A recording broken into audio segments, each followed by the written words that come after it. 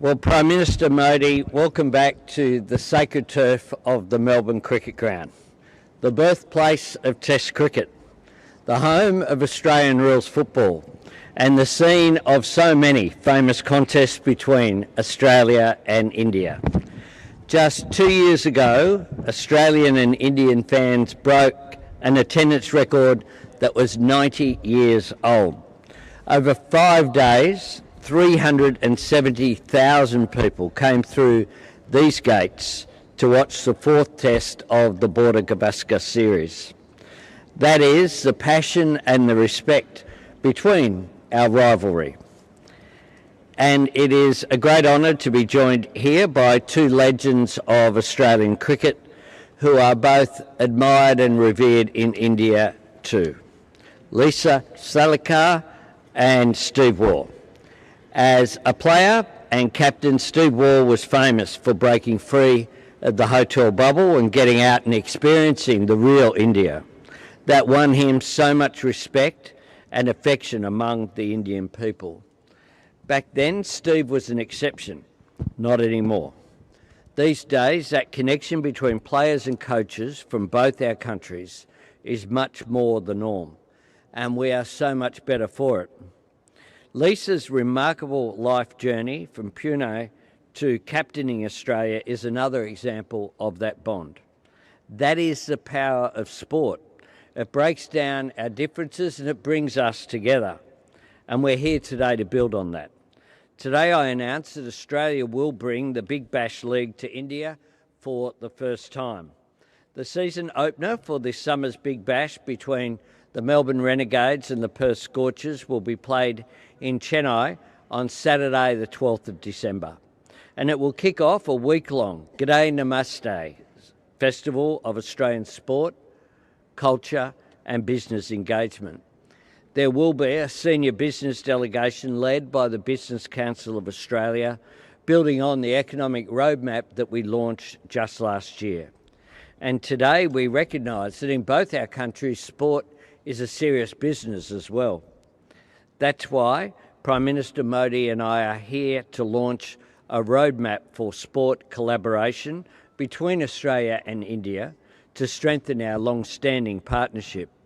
This roadmap will support practical cooperation in areas such as sports science and staging major sporting events, as well as broader opportunities in trade, tourism and investment. It will also build on new growing areas of shared passion. And that brings me to footy. A few years ago, there were 150 people in India playing Australian rules football.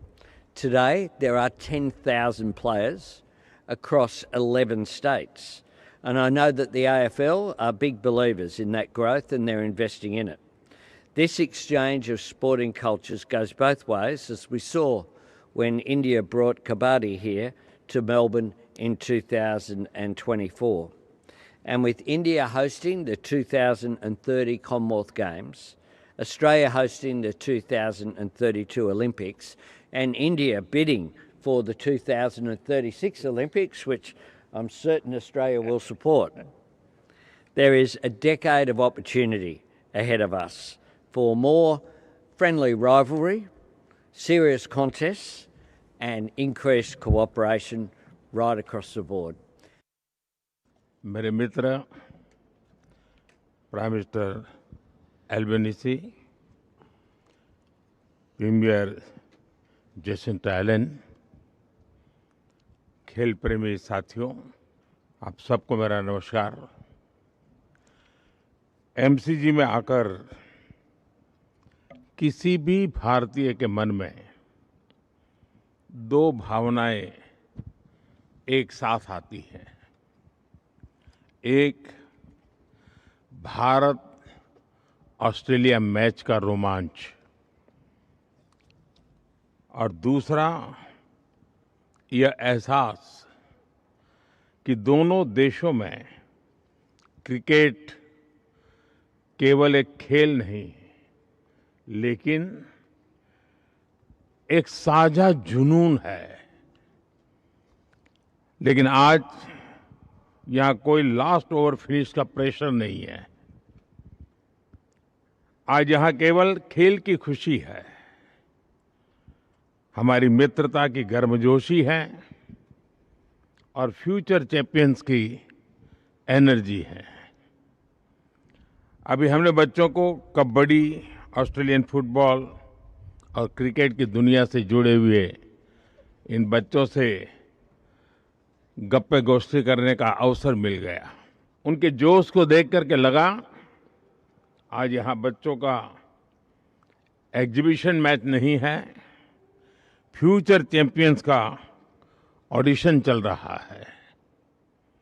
उनके आत्मविश्वास और ऊर्जा से यह स्पष्ट है कि Bharat Australia में खेलों का भविष्य बहुत उज्जवल है।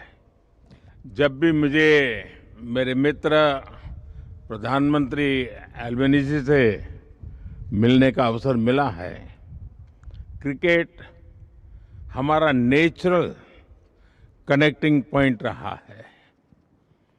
अहमदाबाद में हम साथ में स्टेडियम गए थे और आज यहाँ आकर मैं स्पोर्टिंग स्पिरिट महसूस कर रहा हूँ।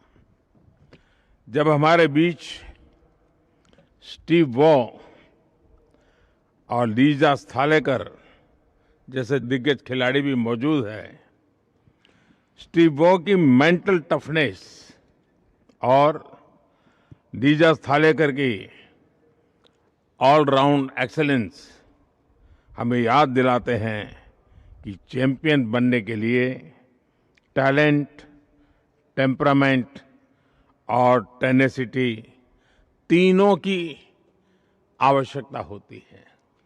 फ्रेंड्स, स्पोर्ट्स भारत और ऑस्ट्रेलिया के संबंधों की एक मजबूत कड़ी है। आज प्रधानमंत्री अल्बेनीज़ी के साथ India Australia sports collaboration road map launch करना मेरे लिए बहुत ही खुशी की बात है। इसके तहत हम क्रिकेट के साथ अन्य खेलों में भी सहयोग मजबूत करेंगे। Sports training, sports science and technology के साथ मिलकर के हम आगे बढ़ेंगे। ऑन फील्ड के साथ साथ ऑफ फील्ड पार्टनरशिप भी मजबूत करेंगे। भारत में हमने सिर्फ टेक्नोलॉजी ही नहीं, स्पोर्ट्स को भी डेमोक्रेटाइज किया है। खेलो इंडिया कार्यक्रम से छोटे शहरों, गांवों और सामान्य परिवारों के बीच को भी बड़े सपने देखने का प्लेटफॉर्म मिल रहा है।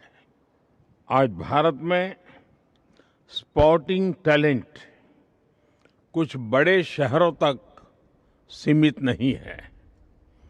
यह देश के हर कोने से, हर बैकग्राउंड से उभर रहा है। 2030 में भारत कॉमनवेल्थ गेम्स की मेजबानी करने जा रहा है और जैसा मेरे मित्र ने बताया, हम 2036 में ओलंपिक्स भारत में आयोजित करने का भी प्रयास कर रहे हैं। 2032 में ब्रिस्बेन ओलंपिक्स होस्ट करेगा। इन ग्लोबल इवेंट्स को आयोजित करने के लिए मेगा स्केल पर स्पोर्ट्स इंफ्रास्ट्रक्चर तैयार किया जाएगा। यानी आने वाले वर्षों में हमें एक दूसरे से सीखने के, एक दूसरे के साथ मिलकर काम करने के अनेक नए अवसर प्राप्त होंगे। मुझे खुशी है कि बिग बैश लीग का एक मैच भारत में चेन्नई में आयोजित किया जाएगा। किसी भी स्पोर्टिंग लीग के लिए भारत में इवेंट करना यानी बड़ी रीच और व्यूअरशिप की गारंटी है। इस वर्ष भारत में मेंस T20 वर्ल्ड कप जीता और Australia women's T20 world cup का विजेता बना। मेरी तरफ से सभी विमेन खिलाड़ियों को विशेष रूप से बहुत बहुत बधाई। मुझे विश्वास है कि स्पोर्ट्स की तरह हमारी पार्टनरशिप भी हर क्षेत्र में चैंपियन बनेगी। मैं एक बार फिर खेल, युवा ऊर्जा और भारत ऑस्ट्रेलिया मित्रता का एक सुंदर अनुभव कराने के लिए मेरे मित्र प्रधानमंत्री एल्बनीज़ी का आभार व्यक्त करता हूं। Let us play together, let us win together. बहुत बहुत धन्यवाद।